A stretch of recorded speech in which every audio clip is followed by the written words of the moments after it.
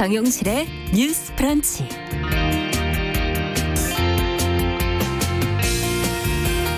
안녕하십니까, 정용실입니다. 요즘 덕분에 챌린지라는 캠페인이 널리 퍼지고 있죠.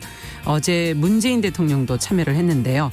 존경과 자부심을 뜻하는 수어 동작 사진이나 영상으로 찍어서 이것을 올리고요.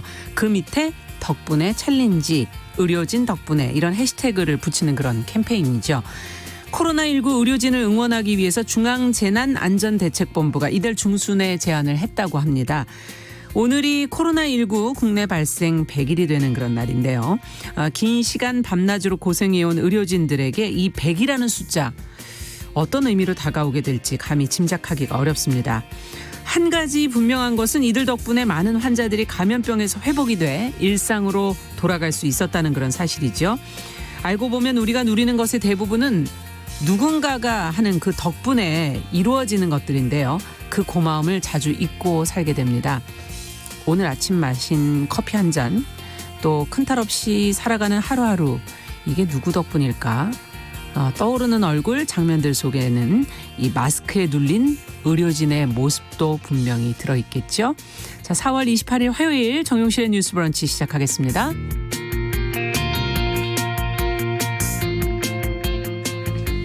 네, 뉴스 브런치 화요일입니다. 오늘도 주요 뉴스와 논평 뉴스픽에서 전혜연 송문희 두 평론가가 전해드리고요. 시인의 눈으로 뉴스를 보는 시시한가. 오늘은 좀 가슴 뭉클한 사연이 준비가 되어 있습니다. 기대해 주시기 바랍니다. 네, 그리고 환경 이슈를 적극적인 자세로 이제 살펴보는 환경하자 시간에는 지속 가능한 성장에 관한 이야기 준비하고 있습니다. 오늘도 1시간 함께해 주시고요. 생방송 조금이라도 놓치신 분들은 유튜브 팟캐스트로도 계속 들으실 수 있습니다. 잠시 후 시작합니다.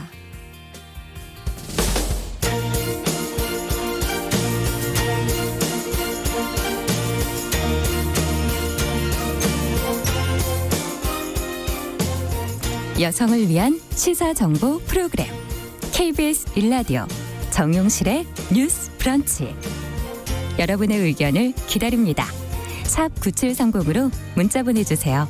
짧은 문자 50원, 긴 문자 100원이 부과됩니다. 네, 정용실의 뉴스 브런치는 항상 여러분들과 함께 프로그램을 꾸며가고 있습니다. 문자, KBS 콩, 유튜브 라이브 실시간으로 저희가 열고 있습니다. 항상 계속 의견 주시면 저희가 의견 청취하면서 방송을 계속 이어가겠습니다. 박진호 님께서 이 뉴스 브런치 덕분에 라는 말을 써주셨어요. 이걸 어쩌. 감사합니다. 지금 최성훈님, 김윤아님, 또 K78637381번님, 홍동범님, 그리고 최희철님, 김재현님, 이렇게 김성곤님 들어와 주셨고요. 최기원님도 들어오셨네요.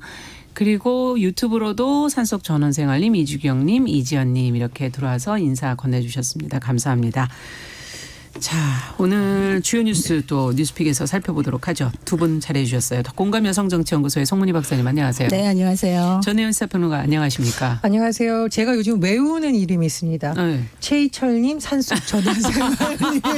네, 덕분에. 산속 전원생활님 진짜 산속 전원생활을 하고 계시는지 아니면 꿈을 꾸고 계시는지 한번 여쭤보고 싶더라고요. 그리고 저는 방사널님이 안 들어오시면 무슨 일이 있나 궁금합니다. 사실 저희가 이분들 얼굴을 본 적이 없는데 청취자분들이시죠.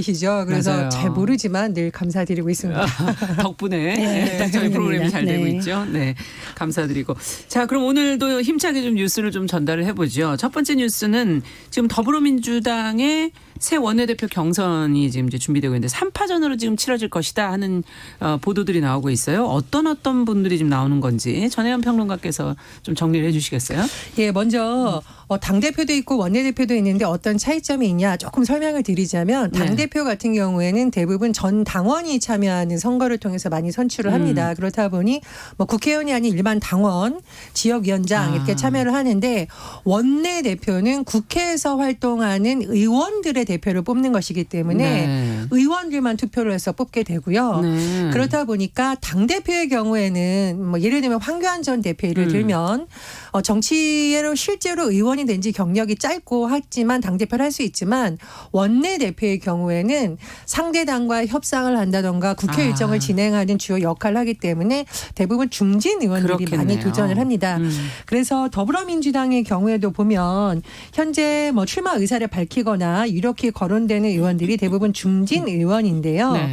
출마를 하겠다 이렇게 기자회견을 하고 밝힌 의원을 먼저 살펴보면 정성호 의원이 있습니다. 예. 사선이고요. 국회 기재위원장을 지냈고 정성호 의원은 지금 민주당을 원팀 그러니까 하나로 결집시키겠다 이렇게 또 호소하고 있습니다.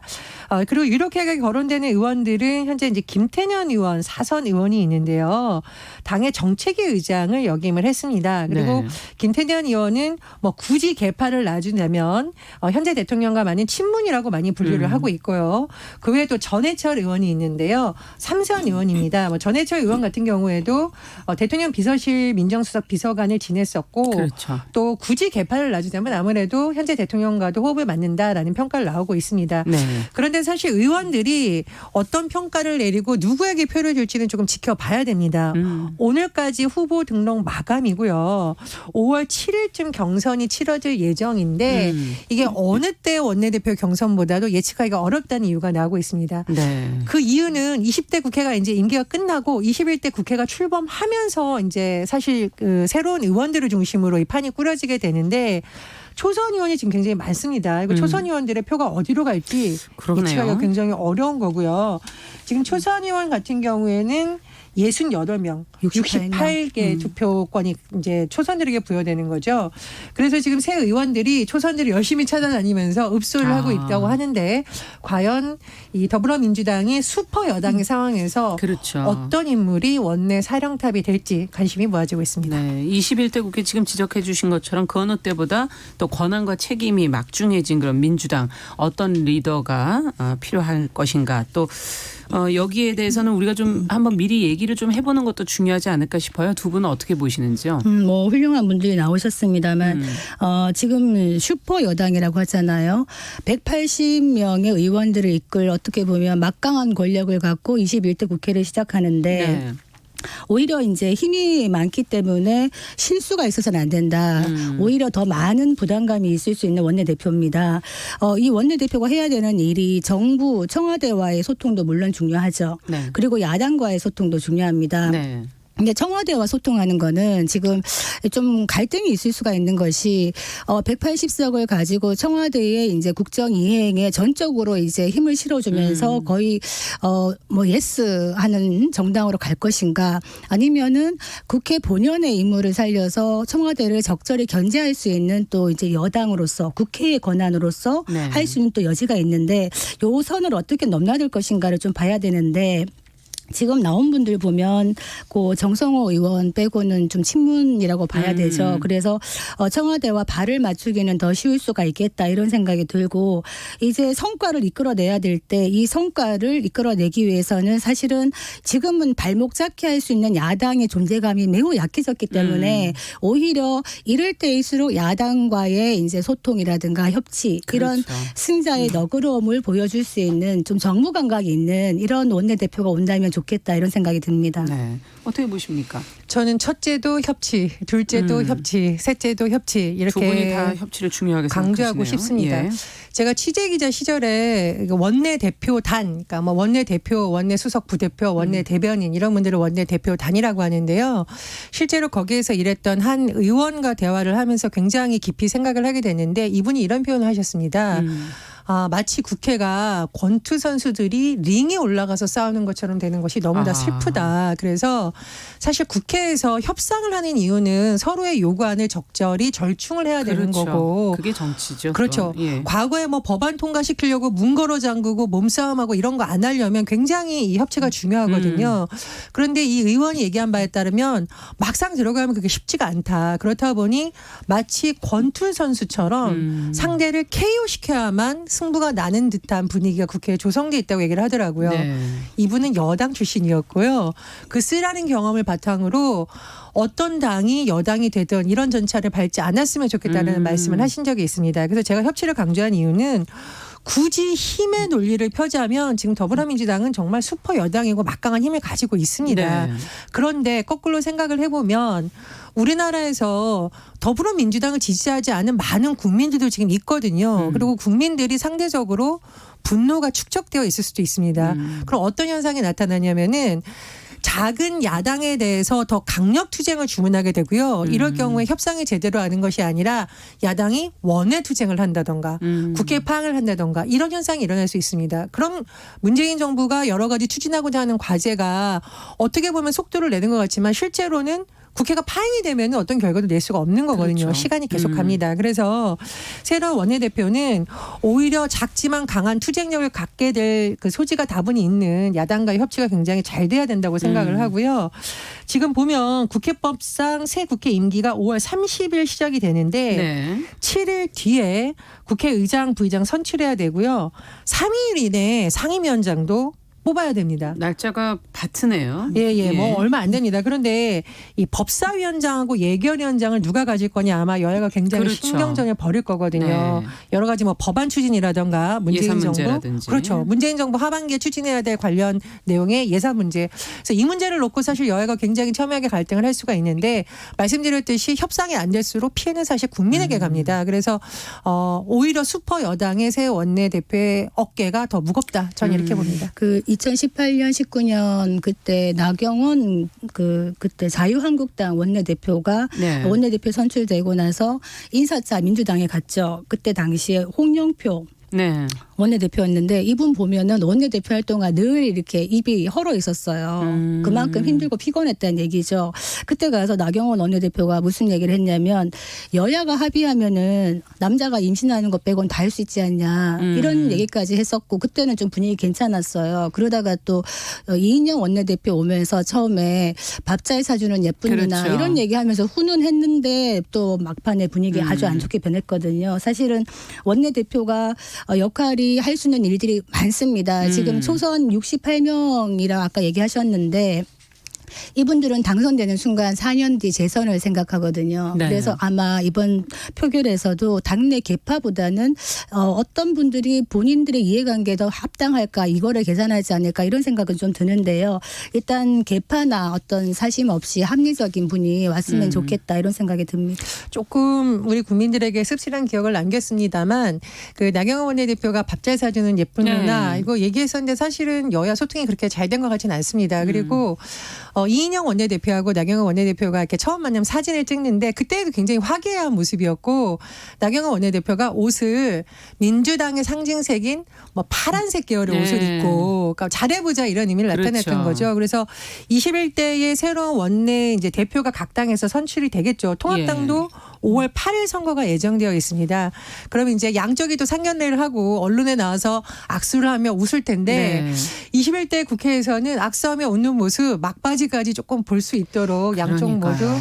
협치와 예. 협상 좀 잘했으면 하는 바람입니다. 정말 협치가 중요한데 지금 당장 아마 뭐 공수처 설치라든가 이런 걸 두고 좀 처음부터 조금 심한 대립으로 가지 않을까 걱정이 있습니다. 그래서 아까 KO 시키면 그런 얘기 했는데 권투 경기장에서 상대방을 KO 시켜버리면 경기가 끝나버립니다. 그래서 같이 할 수 있는 일들을 해야 되는데 그러기 위해서는 협치가 중요하다. 그러니까 원내에서 어떻게 보면은 더불어민주당이 이제 다수결 아닙니까? 네. 그렇다면 민주주의에서 말하는 다수결 원칙이라는 거는 다수결의 뜻에 따라서 모든 것이 가는 것이 아니라 다수결에서 배제된 소수들을 보호하는 게 더 의미가 있는 것이거든요. 그래서 같이 끌고 가자 이 얘기 드리고 싶습니다. 네. 자, 지금 이제 앞서 저희가 막 인사를 나눴는데 전봉길 님이 제일 먼저 유튜브 들어와서 하트를 알려주셨는데 제가 인사 성함을 제가 거명을 안 했어요. 죄송합니다. 예, 전봉길님 섭섭하다고. 감사합니다. 네. 그 외에도 사막의 푸른 늑대님 김복경 님도 들어와 주셨네요. 감사합니다. 자, 그러면 두 번째 뉴스로 좀 가보죠. 이 뉴스는 제가 처음 뉴스를 보면서도 이해가 잘 안 됐었는데 울산의 한 초등학교 1학년 담임을 맡았던 남자 교사가 학생들에게 속옷 빨래 숙제를 내주고 거기에 부적절한 댓글을 달아 지금 논란이 되고 있는데 거기에 또 해명글을 올려서 일이 더 커지는 모양입니다. 어떤 내용으로 이게 지금 이렇게 되는 겁니까? 전혜연 평론가께서 좀 정리해 주시겠어요? 예, 초등학교 1학년 교사가 학생들에게 과제를 내줬는데요. 예. 본인의 속옷 빨래를 해서 그 수행 사진을 이제 SNS 단체방에 사진을 올려라 이렇게 과제를 내줬습니다. 네. 그래서 이제 학생들이 이제 뭐 팬티 사진을 이렇게 빨래하는 사진이라든가 이런 것이 올라왔었는데 이 교사가 거기에 댓글을 달았는데 뭐 분홍색 속옷이 예쁘다라든가 뭐 예쁜 속옷 뭐 이제 요즘 쓰는 표현으로 뭐 부끄부끄 이런 표현을 달아서 굉장히 논란이 됐어요. 그래서 이런 걸 알게 된 이제 일부가 문제 제기를 하고 이것을 또 이제 공식적으로 문제 제기를 했어요. 온라인 초등학교 커뮤니티 1학년이니까 같은데. 문제를 학부모들께서 아마도 지금 학부모로 추정이 됩니다. 추정이 되나요? 근데 이제 또 문제는 뭐냐면 이에 대해서 이 해당 교사가 네. 해명하는 글 입장문 같은 것을 올렸는데 여기 보면 온라인 계약이고 아이들이 학교에 오고 싶은 마음이 강하라는 생각에 댓글을 달았다. 이렇게 얘기를 했었고 부모님과 소통이 덜 된 상태에서 과제를 내준 건 실수다. 죄송하다라고 했는데 제가 이 뭐 전문을 다 읽어드릴 수는 없는데 이 내용을 보면 이게 정말로 얘기가 좀 다른 얘기를 하고 계시네요. 그렇죠. 정말로 예. 반성하고 있는지 조금 의심스럽고 이게 학생들과 부모님과의 소통을 위해서 한 행동이라는 것 자체가 사실 굉장히 문제가 있는 거죠. 그래서 이 문제를 놓고 굉장히 지금 언론에서 주목을 하고 있고요. 울산시 교육청에서 이 교사를 업무에서 배제를 했고 담임 교사도 아마 바꿀 것으로 지금 알려지고 있고요. 또 경찰에서 아마 조사를 하고 그에 따라서 아마 징계 여부도 검토될 것으로 알려지고 있습니다. 이런 거는 어떻게 봐야 되는 겁니까? 이 교사가 소통이란 무엇일까요라는 문구를 쓴 게 무슨 얘기냐면 문제를 제기한 학부모가 자기에게 직접 연락을 하면 될 것을 왜 교육상에다 얘기했느냐 이 얘기였습니다. 네. 그러면서 뭐라고 얘기하냐면 저를 모르니까 그럴 수 있다라고 생각한다. 저는 이 말 듣고 본인이 뭐가 문제인지를 인식하지 못하기 네. 때문에 아마 반성이 있을 수 없겠구나라는 생각을 했는데 자세히 알면은 더 무섭지 않을까 사실 이런 생각이 들었어요. 숙제를 주말 효행 숙제라 그래갖고 콕 집어가지고 자기 팬티 빨기를 해가지고 그거를 사진을 올리라고 하는 것 자체가 저는 이해가 안 되고요. 이 부분에 대해서 또 댓글조차도 뭐 이쁜 속옷 부끄부끄 섹시 팬티 이런 댓글을 달았다는 것도 저는 도저히 제 상식으로는 이거는 교사로서 이해할 수 없는 행동이다. 그런데 또 이해할 수 없는 거는 이런 숙제를 내준 거에 대해서 학부모 한 분이 지금 문제 제기를 하셔갖고 올라간 네. 거예요. 그렇다면 다른 학부모들도 또 분명히 초등학교 1학년이니까 그 숙제를 아마 보고 같이 올렸을 수가 있는데 왜 문제 제기를 못했을까 안 했을까 이 생각이 들거든요. 저도 뭐 학부모를 하고 있습니다만 초등학교 전 유치원부터 해가지고 아이가 가면요. 사실 좀 문제가 있고 불합리한 일이 있을 때 앞장서서 얘기하기를 꺼리는 학부모들이 참 많습니다. 왜냐하면 우리 아이한테 위해가 갈까 봐 이런 생각하고 교육청에 올려도 만약에 교육청에 이제 제보를 하는 학부모의 신상을 다 공개를 한다 그러면 또 아이들한테 위해가 갈까 봐 걱정하는 부모들이 많아요. 그래서 저는 이 부분은 우리 교육 현장이 매우 위태롭다. 어떻게 보면 정말 이거는 성인지 감성 이런 측면이 아니라 매우 위험한 행동이기 때문에 제대로 좀 들여다봐야 된다. 교사로서 자질 부분을. 아니 이런 효행 말씀. 숙제가 이거밖에 없네요. 뭐 어깨 주물러 드리기라든가 심부름하기 뭐 여러 심부름 가지가 하기. 굳이 빨기를 하려면 예. 양말 빨기도 있고 수건 그렇죠. 빨기도 있습니다. 예. 네. 근데 요즘에 다 세탁기들을 써가지고. 네. 예전에 아무튼, 예. 우리 프로그램에서 그 교대생들이 단체 대화방에서 나눈 대화가 굉장히 수위가 좀 심각하고 또 교생 실습을 기억이 갔다 납니다. 왔던 학생이 네. 봤던 학생에 대해서 뭐 메모 평가라든가 좀 심한 대화를 오간 것에 대해서 문제를 지적한 적이 있습니다. 그래서 물론 모든 교사가 중요한데 특히 초등학교 1학년 교사는 학생들이 사실상 사회화를 경험하는 시기에 어떤 안내자 역할을 하는 네, 거거든요. 그렇죠. 그래서 이런 부분에 대해서는 예비 교육생들에 대한 교육도 대폭 강화할 필요가 있다고 생각을 하고요. 이번 사건에 대해서도 좀 잘 처리를 해서 이런 것이 그냥 넘어갈 일이 아니고 학부형들도 좀 주의 깊게 봐서 대응해야 될 일이다. 이런 공감대가 좀 형성됐으면 합니다. 그 기업에서 인성 검사 하잖아요. 네네. 뽑을 때도 인성 검사 합니다만 네.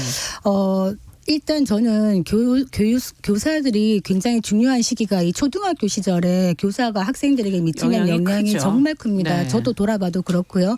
이때 선생님의 말 한마디 행동 하나가 아이들에게는 굉장한 그걸로 남는데 만약에 정말 문제가 좀 심각한 선생님들이 가끔 있습니다. 훌륭한 선생님들 많으시지만 그랬을 때는 사실은 이분들은 교육 현장에서 떠날 수도 있어야 되거든요. 그래서 그런 중간에 우리가 뭐 국민 소환제 이런 얘기 합니다만 교육 현장에도 네.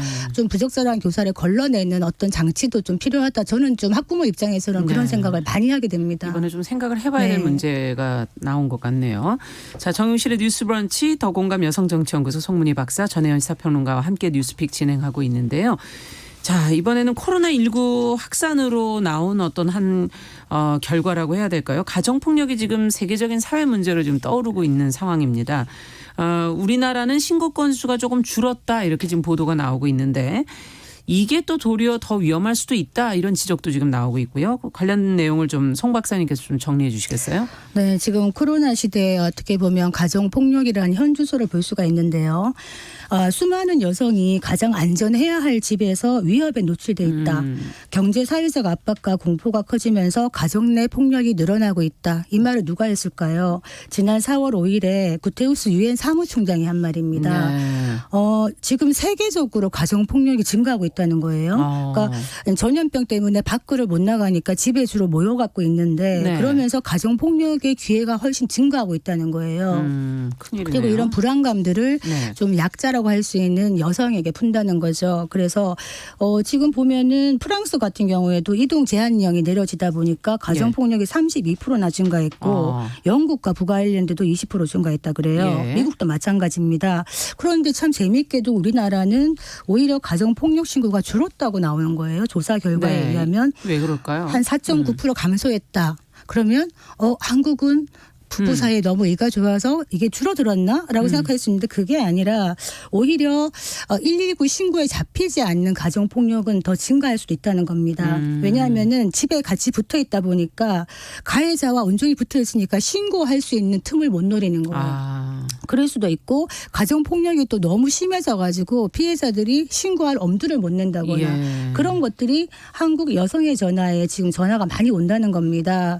그러면서 어떤 걸 묻냐 그러면 지금 코로나19 상황인데 가정폭력 피해자들이 쉼터가 있어요. 네. 일시 이제 보호를 할 수 있는 곳인데 거기에 입소 지금 못하는 거 아니냐. 문 열고 있지 않은 게 아니냐 이런 게 많이 온다 그러는데 지금도 문 열려 있습니다. 그래서 이런 폭력을 당하시면은 문의를 하시라 이 말씀 드리겠습니다. 그렇군요. 자, 신고도 지금 어렵다. 신고한 뒤에도 또 힘든 상황에 빠질 수 있다. 이런 지금 얘기들 해주셨는데 그러면 어떤 대응책이 필요할까요? 일단은 뭐 프랑스의 사례를 살펴보면 코로나19 기간에 신고를 조금 더 쉽게 하기 위해서 약국이 이런 신고기관 역할을 할 수 있도록 조치를 취했다고 하죠. 네. 왜냐하면 지금 그 한국 여성의 전화 같은 경우에도 같은 집에 가해자가 있으면 두려워서 못하다가 잠깐 나갔을 때 몰래 나와서 그렇죠. 하거나 몰래 전화를 하는 사례가 있다고 하거든요. 만약 전화가 어렵다면 예를 들면 휴대전화까지 못 쓰게 해서 가까운 곳에 이런 것들이 좀 많이 있다면 빨리 좀 도움을 요청할 수 있지 않을까. 그렇죠. 그래서 우리나라도 이런 제도를 한번 도입해보면 어떨까 좀 생각이 들고요.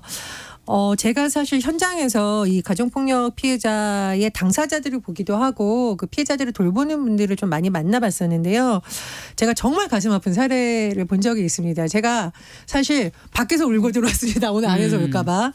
굉장히 젊은 엄마인데 아이가 6살이에요. 그런데 이 엄마의 소원이 뭐냐면 아이랑 소풍을 한번 가보는 거다. 그래서 그게 무슨 말인가요? 6살이 되도록 소풍을 예. 한 번도 못 갔다. 가봤나요? 그랬더니 아이의 아버지가 의처증이 있어서 1시간만 나갔다 와도 엄마를 때리고 아이가 그 모습을 본 적이 있다라는 거죠. 그래서 아이가 6살이 되도록 제대로 집 밖으로 아이를 데리고 소풍을 못 나가봤다. 그래서 평생 소원이 마음 놓고 소풍을 가보는 것이라고 하더라고요. 그래서 가정폭력이라는 것은 단순히 우리가 어떤 부딪혀서 사고 나는 것과 달리 정신을 올가매고 그 가족 내 구성원들에게 굉장한 트라우마를 남깁니다. 가장 안전하고 사랑을 해야 될 존재들이 사실은 폭력을 행사하는 거잖아요. 그래서 이런 부분에 대해서 좀 세심한 배려가 많이 필요할 것 같고요. 제가 꼭 말씀드리고 싶은 것은 우리나라가 가정폭력 피해자 특히 여성들에게 이상한 시선을 보내는 좀 잘못된 문화가 일부 남아 있습니다. 예를 들면 혹시 저 여자가 부도덕한 행동을 한 거 아니야? 라든가 맞을 만한 짓을 했겠지. 이거 정말 잘못된 사고이거든요. 예. 그래서 이들에 대한 좀 따뜻한 시선과 지지해주고 또 주변에서 신고해주거나 도와주는 도와주는. 것이 같이 되어야 이런 것이 좀 근절될 수 있습니다. 절대 울면 안 됩니다. 그러니까 이 사안에서는 정말 강인하게 대응을 해야 되거든요.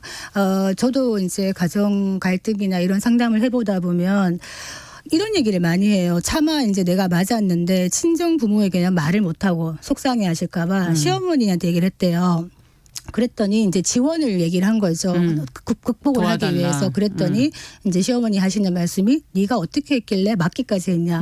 이 말을 듣고는 이제 이혼을 결심했다. 이런 얘기 들은 적이 있는데 어떤 이유에서건 맞고 사는 건 안 됩니다. 그래서 단호하게 대응을 해야 되는데 실제로 이제 신고를 하잖아요. 가정폭력 피해자 처벌이 굉장히 낮아요. 네. 처벌 수위도 낮고 실제로는 뭐 대부분 이제 가정보호 사건이라 그래가지고 상담 위탁 정도로 끝나요. 네. 그리고 가정폭력이 일어나면은 가해자가 집을 나가야 되는데 피해자가 피해서 나올 수밖에 없는 그렇죠. 이런 상황이에요. 그러면 당장 이제 경제력이 없는 부인들, 그러니까 생계가 막막한 부인들은 지속적인 폭력에 노출될 수밖에 없어요. 그래서 우리가 가정폭력이 처벌만이 능사냐 하는데 일단 처벌을 엄중하게 해야 되는 것이고 이분들이 나왔을 때 있을 수 있어야 돼요. 네. 쉼터가 잘 활용이 되어야 되고 쉼터에 계속 있을 수 없기 때문에 지금 이번에 좀 깊은 소식이 하나 있어요. 그 광주 동구청에서 처음으로 이제 가정폭력 피해자 자립 네. 역량 강화 사업에 선정이 됐거든요. 이게 여가부가 이번에 처음으로 이제 공모를 한 겁니다. 뭐냐 하면 가정폭력으로 바깥으로 쫓겨나온 여성들이 자립을 할 수 있도록 네. 이들에게 상담과 지원을 하는 것과 직업 훈련의 기회를 주는 겁니다. 이게 좀 확대가 돼야 됩니다. 알겠습니다. 자, 오늘 뉴스픽은 여기까지 듣겠습니다. 전혜연 평론가, 더 공감 여성정치연구소의 송은희 박사 함께했습니다. 오늘 중요한 내용들이 많았네요. 자, 정용실의 뉴스 브런치 듣고 계신 지금 시각 10시 32분 향해 가고 있고요. 라디오 정보센터 뉴스 듣고 오겠습니다.